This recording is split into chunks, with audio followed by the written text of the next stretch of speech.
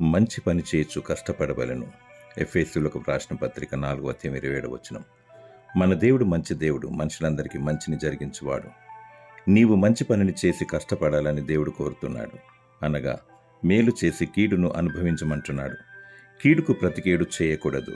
చెడు కార్యమును కాక మంచి కార్యమును అనుసరించి నడుచుకును. మేలు చేయువాడు దేవుని సంబంధి, కీడు చేయువాడు దేవుని చూచినవాడు కాడు. నీవు చేయు ప్రతి క్రియ దేవుని లెక్కలోకి వచ్చును. వాని వాని క్రియల చొప్పున ప్రతివానికిచ్చుటకు నేను సిద్ధపరిచిన జీతము నా యొద్ద ఉన్నది అని అంటున్నాడు ప్రభువైన యేసుక్రీస్తు. దేవుని ప్రేమించుము, ఆయన చెప్పింది చేయుము. సాటి మానవుని ప్రేమించుము, సహాయము చేయుము.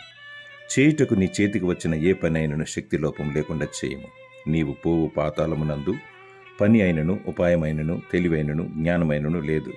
అనగా దేవుని ఆజ్ఞను పాటించక సాటి మానవునకు చేతునివ్వకపోతే దుర్భరమే.